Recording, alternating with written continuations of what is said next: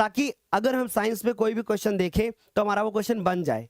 ऐसा ना हो कि हम इंग्लिश जैसा नहीं है कि अगर हम इंग्लिश में देखें तो एक क्वेश्चन होता है, फिर उसके वही क्वेश्चन हो सकता है, तभी वो क्वेश्चन हमारा सही होगा। अगर साइंस में क्या होता है कि एक पढ़ा तो उससे आपके 10 सही हो सकते हैं। ओके, चलो भाई, तो बिना देर किए हम लोग क्लास को शुरू करते हैं। पहला क्वेश्चन हमारी नजरों के सामने ये रहा और जरा गौर से देखो, फटाफट से ध्यान से देखोगे और क्या लिखा हुआ है ध्यान से देखो। कह रहे निम्नलिखित में से कौन जो है वो जल और खनिज, कौन जो है के लिए उत्तरदायी है। हमारे पास 4 ऑप्शन है, पोल आपको फटाफट से मिल जाएगी, आप लोग आंसर करिएगा। देखो मेरी बात बहुत ध्यान से सुनना। पौधों में अगर बात करें मेरे प्यारे बच्चों, तो पौधों में अगर बात करें तो पौधों में हमारे पास 2 प्रकार के क्या पाए जाते हैं, ऊतक पाए जाते हैं। क्या पाए जाते हैं? पौधों में हमारे पास 2 प्रकार के ऊतक पाए जाते हैं, है ना। 2 ऊतक पाए जाते हैं मेनली, जो कि हमारे लिए संवहन का काम करते हैं। तो उसमें से हमारे सिलेबस में जो चीज़ है वो पढ़ेंगे। तो पहला जो होता है उसको हम लोग बोलते हैं बच्चों जाइलम ऊतक। क्या बोलते हैं उसको? हम लोग बोलते हैं जाइलम ऊतक। ठीक है, उसको क्या बोलते हैं? जाइलम ऊतक बोलते हैं। ठीक है सर, ये बात बहुत अच्छे समझ में आ गई। दूसरा सर हमारे पास होता है फ्लोएम ऊतक। तो ये बात हमको बहुत अच्छे से समझ में आ गई, यहाँ तक आराम से इतनी बात समझ में आ रही होगी। अच्छा, अब सर मेन हमारे पास क्या है? मेन हमारे पास जाइलम ऊतक। अच्छा, जाइलम ऊतक का काम क्या होता है? जाइलम ऊतक क्या करता है? तो जो जाइलम ऊतक होता है वो पौधों के अंदर जल और ध्यान से समझना, पौधों के अंदर जल और खनिज दोनों का क्या करता है? संवहन करता है। कैसे करता है ये जानकारी आपको होनी चाहिए, क्योंकि इस बार नया सवाल बन सकता है। जबकि फ्लोएम के बारे में बात करें तो भैया ये क्या करता है? ये भोजन का संवहन करता है। अब मान लीजिए मेरे प्यारे बच्चों, हम मान के चलते हैं कि हमारे पास यह एक पौधा है। प्लीज मेरी बातों को ध्यान से समझने की कोशिश करना, क्योंकि हम यहाँ पे आपको बहुत अच्छी से चीजों को रिवाइज करने के लिए आए हैं। तो मान लीजिए कि हमारे पास ये क्या है? मान लीजिए कि ये हमारे पास एक पौधा है। समझ गए? इतनी बात सारे बच्चों को क्लियर हुई। तो जो जाइलम ऊतक होगा वो क्या करेगा? वो जड़ से लेकर के, बहुत ध्यान से मेरी बात को सुनना, वो जाइलम ऊतक क्या करेगा? वो जड़ से पानी लेकर के जाएगा और वो एक दिशा में चलेगा। यानी कि क्या होगा? एक दिशा में गति होगी, एक दिशा में। ठीक, और एक दिशा में कैसे? ऊपर की तरफ होगी।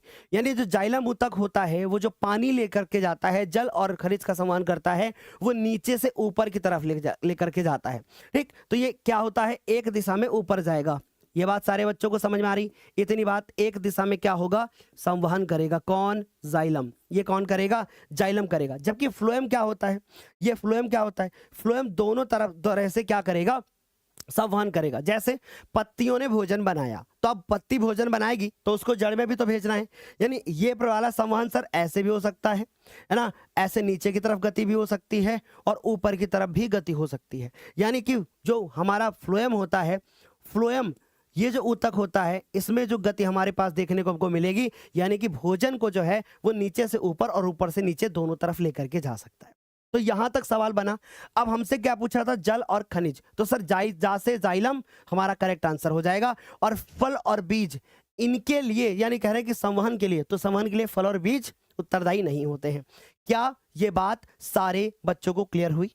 अब मेरी बात दूसरी सुनिएगा, बहुत ध्यान से सुनिएगा। मैं जितने कॉन्सेप्ट्स बताता जाऊं प्लीज इनको नोट करते जाना। ठीक, अब बच्चों अगर हम बात करें बहुत ही इंपॉर्टेंट एक पॉइंट की, तो हमारा एक बहुत ही इंपॉर्टेंट पॉइंट होता है, यहां से सवाल बनता है कि जो अंडाणु होता है, अंडाणु जो होता है वो अंडाणु जो परिपक्व हो जाता है, परिपक्व होने के बाद किस में बदलता है? तो बच्चों वो बदलता है फल में। और जो बच्चों बीजांड होता है वो किस में बदलता है? बीजांड बदलता है किस में? वो बदलता है बीज में। जैसे आपने पढ़ा होगा पुष्प की संरचना वाले, उसमें पढ़ा होगा कि एक होता है हमारे पास बीजांड और एक होता है अंडाणु। तो जो अंडाणु होता है वो जो अंडाणु होता है जिसको अंड बोलते हैं, वो सर बदल जाता है फल में, और जो बीजांड होता है वो किस में बदल जाता है? वो बदल जाता है बीज में। क्या यहां तक सारे बच्चों को क्लियर हुई इतनी बातें? एक बार फटाफट से बताओ, क्या यहां तक सारे बच्चों को क्लियर? बढ़िया, एकदम सारे बच्चों को अच्छे से क्लियर हो गया, समझ में आ गया ना? चलिए जी, यहां तक सारे बच्चों को क्लियर हो गया। अब देखो जरा दूसरा, देखो दूसरा सवाल क्या है। मैं बोल रहा हूं ना, हमारा एक एमसीक्यू 40, एक एमसीक्यू 10 एमसीक्यू के बराबर होगा। यानी हमने क्या कहा, अगर एक क्वेश्चन आएगा तो उससे न जाने कितने क्वेश्चन बता दूंगा। पहले ये बताया, फिर उसके बाद दूसरा यहां से हो गया, तीसरा यहां से हो गया, चौथा यहां से हो गया, पांचवा यहां से हो गया, छठा यहां से हो गया। 6-6, 7-7 एमसीक्यू तो ऐसे नॉर्मल बनते हुए चले जा रहे हैं। डन, बोलो क्लियर? चलिए जी आते हैं। अब ये अगला सवाल रहा हमारे पास। ठीक, अब ये सवाल जो देख रहे हो स्क्रीन के ऊपर, ये सवाल हर साल आता है मेरे बिलाल, ये सवाल हर वर्ष आता है, ठीक। ये सवाल क्या होता है बेटा, हर वर्ष आता है। देखो एक चीज बताता हूं, मेरी आवाज पे मत जाना, मेरी आवाज पे मत जाना, मेरी आवाज तुम्ही लोगों को पढ़ाते पढ़ाते अभी चेंज हो गई है, ठीक। दूसरी चीज मैं बताता हूं कि कॉन्सेप्ट पर जाना।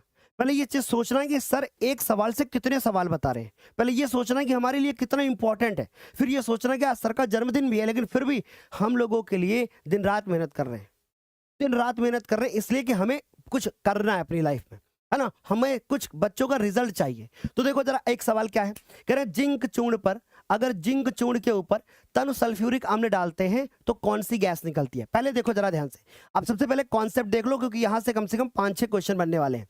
चलो देखो जरा ध्यान से, अगर मेरे प्यारे बच्चों हम लोग क्या करते हैं, हम लोग कभी भी एक, मान लो हमने क्या ले लिया, हमने मान लो ले लिया एक कोई भी धातु, हमने कोई भी एक धातु ले ली, मान लो, ठीक, हमने कोई भी एक क्या ले ली, धातु ले ली, और फिर उसके बाद हमने एक परख नली ले ली, ऐसे परख नली ले ली। इस परख नली के अंदर क्या ले लिया हमने, हमने ले लिया। अगर मैं एक काम करूं, अगर मैं एक काम करूं, क्या काम करूं, इसको उठा करके मैं इसके अंदर डाल लूं, बहुत बड़ा विस्फोट हो जाएगा, इसलिए हम लोग क्या करते हैं, इस अम्ल को इसके ऊपर डाल देते हैं। क्या ये बात तुमको समझ में आ गई, ठीक। अगर मान लो ये अम्ल हमारा तनु है तो फिर हम क्या कर सकते हैं, तो हम इसको उठा करके इसके अंदर डाल सकते हैं, तब विस्फोट नहीं होगा, समझ गए। इसीलिए देखो इन्होंने तनु लिखा है।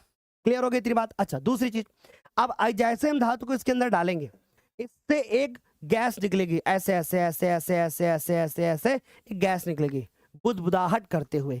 कैसी, बुदबुदाहट करते हुए एक गैस निकलेगी, बुदबुदाहट। क्या निकलेगी, बुदबुदाहट। बेटा सुन लो, साइंस के पेपर में इस बार जो सवाल आएंगे वो कथन आधारित भी हो सकते हैं, इसलिए ये कॉन्सेप्ट समझना जरूरी है, क्योंकि जब क्वेश्चन घुमा के आएगा ना तो फिर रट्टा मार के काम नहीं चल पाएगा, इसलिए कॉन्सेप्ट समझते हुए चलना, नहीं तो बाद में साइंस का पेपर दे करके आओगे तो एक ही चीज बोलोगे, सर पता नहीं कैसे सवाल आ गए थे। तो इसलिए ध्यान से सुनो, मान लो यही सवाल आ जाए तुम्हारे पेपर में कि एक धातु को एक विलयन में डालते हैं और वो विलयन अम्ल होता है, उससे गैस निकलती है, वो कौन सी गैस है, ऐसे पूछ लिया तो कम से कम पता तो होगा ना।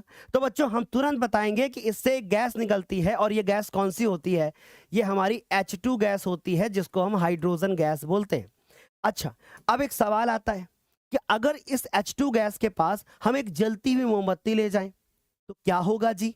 अब मान लो, इमेजिन करो, मैंने क्या कहा कि मैं एक जलती हुई मोमबत्ती ले जाता हूं, चलिए भैया मैंने जलती हुई मोमबत्ती इसके पास हम लेकर के गए, जैसे ही जलती हुई मोमबत्ती ले गए इसके ऊपर क्या हो गया, पॉप जैसी ध्वनि आ गई। क्या आ गई, पॉप जैसी। अब एक सवाल आ सकता है बोर्ड के पेपर में, MCQ बन सकता है, क्या बन सकता है कि पॉप जैसी ध्वनि कब उत्पन्न होती है, तो जब हाइड्रोजन गैस होती है तब पॉप वाली ध्वनि उत्पन्न होती है। तो सवाल तो सर हमको अच्छे से क्लियर हो गया कि सर हाइड्रोजन गैस, और हमने ये भी सीख लिया, हमने ये भी सीख लिया कि कभी भी, जब कभी भी धातु जो होती है यानी मेटल जो होता है, वो जब कभी भी अम्ल के साथ करेगा क्रिया, यानी कभी भी अगर तनु अम्ल के साथ क्रिया करेगा, तनु मतलब होता है पतला, राइट, अम्ल के साथ क्रिया करेगा तो क्या बनाएगा, तो हमेशा सर धातु का लवण बनेगा, और धातु के लवण के साथ साथ में सर उससे गैस निकलेगी, हाइड्रोजन गैस निकलेगी।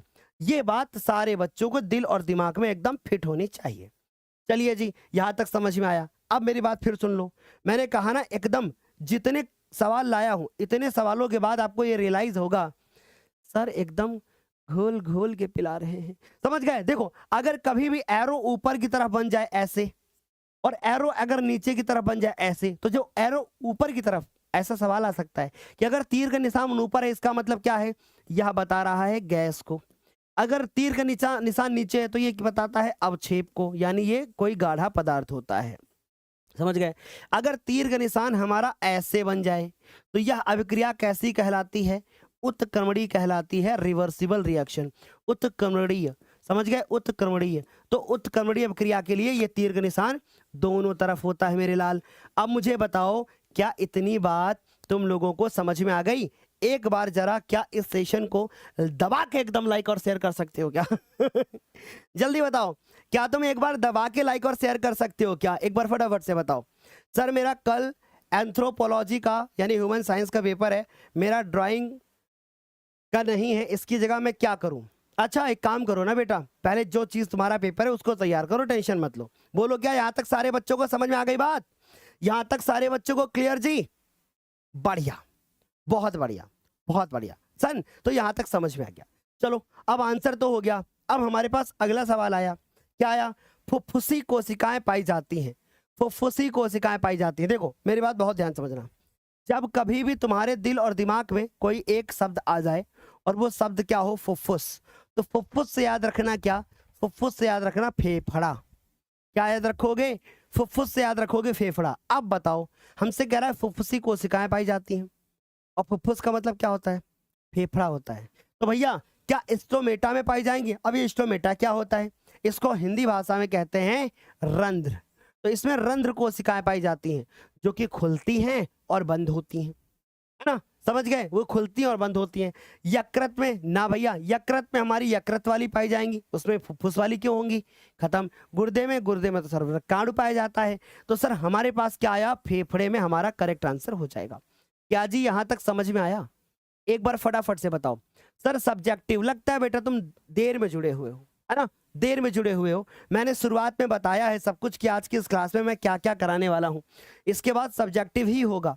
चलिए जी, यहां तक ध्यान से देखो क्या पूछा जा रहा है, क्या कहा जा रहा है, देखो जरा ध्यान से।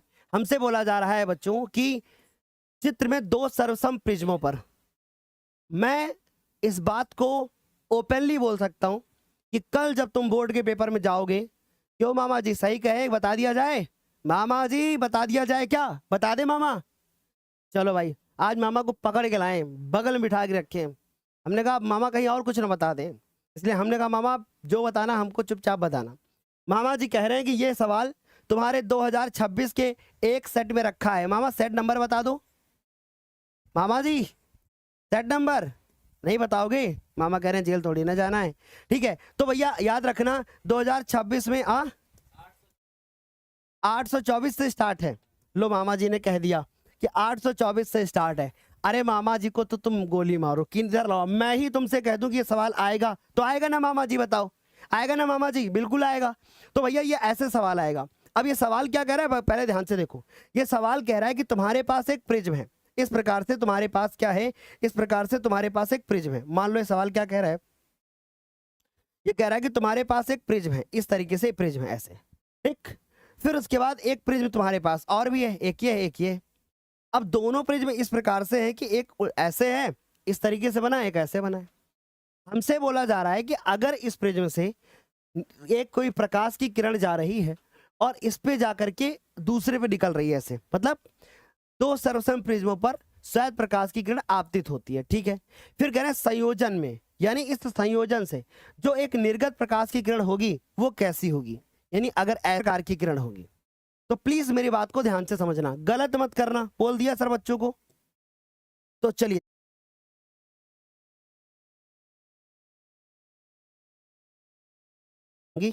सात में से मैं दो बना देता हूं, चलो बना दिया। अब इसके बाद जो ये वाली होगी ऐसे जाएगी, और जी ये वाली कैसे जाएगी, ये वाली ऐसे जाएगी। समझ आ रही बात? और फिर उसके बाद आपको पता होना चाहिए कि ये प्रकाश की किरण ऐसे जाएगी, और जाने के बाद जब इधर से फिर से निकलेगी ना तो कैसी होगी, तो फिर से श्वेत हो जाएगी। इसका मतलब करेक्ट आंसर क्या हो जाएगा? श्वेत हो जाएगा। क्या ये बात तुमको समझ में आ गई? ऑप्शन ए वाले कितने बच्चे हैं सर? 50। ज्यादातर बच्चे इसमें मुझे बैंगनी वाले दिख रहे हैं। मैं समझ रहा हूं तुमने बैंगनी ऑप्शन क्यों क्लिक किया है, बताता हूं मैं तुम्हें। मैं समझ रहा हूं कि तुमने बैंगनी ऑप्शन क्यों क्लिक किया है। मेरी बात फिर से सुनो, क्योंकि आपने क्या किया, रट्टा मार लिया था। आपने पढ़ा था कि अगर एक कोई प्रिज्म होता है और ये प्रकाश की किरण ऐसे जाती है, प्लीज कॉन्सेप्ट समझना, और अगर ये प्रकाश की किरण कैसी है, यह प्रकाश की किरण श्वेत है। अब श्वेत प्रकाश में 7 रंग होते हैं। अब इस 7 रंगों में एक रंग जो हमारे पास में है भैया, वो कौन है? ललुआ। समझ गए? और दूसरा रंग हमारे पास कौन सा हो जाएगा? तो सर ये हो जाएगा दूसरा रंग, फिर हो जाएगा तीसरा रंग, फिर हो जाएगा चौथा रंग, फिर हो जाएगा 5वां रंग, फिर 6ठा रंग, और फिर 7वां रंग। समझ गए? ये 7 रंग इस प्रकार से हमारे होंगे। समझ आ रही बात? इस तरीके से बनाओगे बोर्ड के पेपर में। अब इन 7 रंगों में जो सबसे नीचे वाला रंग आएगा वो कौन सा होगा मेरे लाल? वो होगा हमारा बैंगनी। जो सबसे नीचे वाला रंग आएगा वो कौन सा रंग होगा? वो बैंगनी होगा। और सबसे ऊपर वाला जो रंग आएगा वो हमारा लाल होगा। 2025 में एक सवाल पूछा गया था और 2024 में पूछा गया था कि एक श्वेत प्रकाश, एक प्रिज्म जो है उससे श्वेत प्रकाश की किरण गुजरती है। अगर हम आधार से देखते हैं यानी हम नीचे से देखते हैं तो सबसे पहला रंग मुझे कौन सा दिखता है? बैंगनी। लेकिन एक सवाल पूछा गया था कि आधार से दूरस्थ, एक सवाल पूछा गया था, ये इंपॉर्टेंट है। क्या पूछा गया था? आधार से दूरस्थ रंग, दूरस्थ रंग। अब बताओ आधार से दूरस्थ रंग इसमें कौन है? स्पैम कर दो, बैंगनी है या फिर लाल है, मैं देखना चाहता हूं। चलो स्पैम कर दो, फटाफट से स्पैम कर दो। बैंगनी होगा कि लाल होगा? जल्दी बताओ, स्पैम करके फटाफट से। और पोल पे हमारे 18,000 बच्चे आंसर कर रहे हैं, 2,000 बच्चे पोल पे आंसर क्यों नहीं कर रहे भाई? आधार से दूरस्थ, ए बैंगनी वालों, इतनी तेज काल पे चट्टा पड़ेगा, लाल हो जाएगा। अभी लाल होता है दूरस्थ, ऐसे याद रखो। सर ने मारा दूर से चट्टा, चेहरा हो गया लाल, इसका मतलब नीचे चलेंगे तो हो जाएगा लाल। आएगा सवाल मेरे लाल, समझ में आ रही बात? तो हमारा करेक्ट आंसर क्या हो जाएगा? दूरस्थ से मारा तो हमने क्या हो गया? लाल। तो अब तो ये सवाल आएगा क्योंकि सर हमारे आशुतोष सर ने कहा था भोली ही सुलेखा थी। हमने क्या कहा? दूर से मारेंगे चट्टा, चेहरा हो जाएगा लाल, यानी नीचे से देखो तो ऊपर मिलेगा तुमको लाल। बोलो समझ गए इतनी बात? बढ़िया से एकदम समझ गए जी। चलिए जी आगे बढ़ते। अब अगला सवाल बनता है, ये देखो जरा ध्यान से, क्या बनता है? कह रहा है कि प्रकाश संश्लेषण प्रक्रम के दौरान घटित होने वाली प्रक्रियाएं। अब इसके बाद एक पेज पर ऐसा कॉन्सेप्ट लिखूंगा जिसके बाद तुम बोलोगे सच में सर इस बार तो ये वाला सवाल बनेगा 100%, दावा के साथ बोलूंगा। ठीक, तो पहले ये बताओ, इसका आंसर फटाफट से कर दो और उसके बाद मैं तुम्हें समझाता हूं इसी पेज पे कॉन्सेप्ट लिख करके। और मैं ये वादा करता हूं आपसे कि जब तुम 100% बोर्ड के एग्जाम में 7 के सातों सेट में अगर सवाल ना आए तो जो कहोगे वो कर दूंगा। 7 के सातों में आएगा, 7 के सातों में आएगा बेटा। अगर 8वां बना दिया जाए उसमें भी आएगा, गारंटी 100%। देखो जरा ध्यान से, इंपॉर्टेंट है। पहले देखो क्या है प्रकाश संश्लेषण। क्या होता है प्रकाश संश्लेषण? आज तक ऐसा हुआ ही नहीं कभी कि प्रकाश संश्लेषण पे क्वेश्चन ना आए। क्या होता है? इसमें लेते हैं लाल मेरे ग्लूकोज। क्या लेते हैं? Glucose C6H12O6। ये कहा है? ई कहा है भैया? ई है ग्लूकोज। सर ग्लूकोज जो होता है ना वो बनता है, यानी ग्लूकोज क्या होता है? एक उत्पाद होता है। कैसा उत्पाद होता है ग्लूकोज? एक उत्पाद बनता है। कैसे बनता है? कार्बन डाइऑक्साइड लेते हैं और कार्बन डाइऑक्साइड लेने के बाद सर और क्या लेते हैं? जल। यानी कार्बन डाइऑक्साइड दोनों रिएक्शन करते हैं और किसकी उपस्थिति में? क्लोरोफिल की उपस्थिति में। किसकी? क्लोरोफिल और सूर्य के प्रकाश। रिएक्शन एकदम दिल और दिमाग में रट्टा मार के रख लो। क्लोरोफिल और सूर्य का प्रकाश, यानी कि मेरे प्यारे बच्चों सनलाइट, यानी सूर्य का प्रकाश। ये रिएक्शन हर बच्चे के दिल दिमाग में एकदम सेट होनी चाहिए, और ना सेट हुई बहुत मारेंगे लल्ला मेरे, है ना? तो सर यहां तक समझ में आ गई बात? तो सर अब बनता क्या है? इसके फलस्वरूप बनता क्या है? इसके बाद बनता है लाल ग्लूकोज C6H12O6। उसके बाद क्या बनता है? उसके बाद बनता है सर कार्बन डाइऑक्साइड। हो गया तो सर बनता है ऑक्सीजन। ठीक, और क्या बनता है? और बनता है जल। ये रिएक्शन बैलेंस नहीं है भैया, हमें इस रिएक्शन को क्या करना होगा? हमें इसको बैलेंस करना होगा। ठीक, चलो तो पहले समझने की कोशिश करो। सर हमारे पास इधर कार्बन कितने हैं? 6। यहाँ पर कितने हैं? 6 लगाना पड़ेगा जी। लगा दिया, हो गया 6 कार्बन। ऑक्सीजन देखो पहले, या ऑक्सीजन को किनारे करो पहले, ऑक्सीजन देख लो। 6 दूनी 12, और सर यहाँ पे हमारे पास एक हो गया 13, तो मैं एक यहाँ 6 लगा देता हूँ। इससे क्या होगा सर? 6 इधर 12 इधर, टोटल कितने हो गए? 18 हो गए ना जी, 18 हो गए ना जी। अब इधर आ जाओ, देखो 6, फिर मैं यहाँ पर 6 लगा देता हूँ। 6 6 कितने हो गए? 12, और सर ये हम लोग यहाँ पर और लगाते हैं कुछ, मान लीजिए मैं यहाँ 6 और लगा देता हूँ ऐसे, तो अब कितने हो जाएंगे सर? 6 फिर 12 कितने हो गए? 18 हो गए, है ना? और सर 18 और 18 6 कितने हो गए? 24। अब इधर आ जाओ, 6 दूनी 12, और उसके बाद 12 6 कितने हो गए? 18 हो गए। अब ये रिएक्शन क्या दिख रही है मुझे? बैलेंस नहीं दिख रही है। अभी इसमें हाइड्रोजन को देखो, हाइड्रोजन इधर कितने दिख रहे हैं? 12। इधर मुझे हाइड्रोजन कितने दिख रहे हैं? यहाँ पर, यहाँ मुझे हाइड्रोजन दिख रहे हैं 12, यानी 12 और 12 मिला के कितने हो गए? 24। तो जब हाइड्रोजन 24 हो गए तो यहाँ मुझे क्या लगाना पड़ेगा जी? यहाँ मुझे क्या लगाना पड़ेगा? यहाँ लगाना पड़ेगा मुझे 12। तो सर इसका मतलब ये रिएक्शन अब हो गई बैलेंस हमारे पास। अब देखो जरा ध्यान से, 6 कार्बन, हाइड्रोजन कितने हैं? 24। इधर आ जाओ, 12 और 12 कितने हो गए? 24 हो गए। क्लियर इतनी बात? फिर देखो जरा ध्यान से, यहां तक समझ में आया? फिर देखो ऑक्सीजन कितने हैं सर 12, और यहां से 12, 24 हो गए। इसको देखो, हमारे पास 6 ऑक्सीजन सर, 12 ऑक्सीजन और सर 6 ऑक्सीजन, 24 हो गए। पूरी रिएक्शन क्या हो गई? बैलेंस हो गई। क्या यहां तक सारे बच्चों को इतनी बात समझ में आ गई? भाई देखो इंग्लिश मीडियम के अगर कोई बच्चे हैं ना, तो आपको घबराने की जरूरत नहीं है।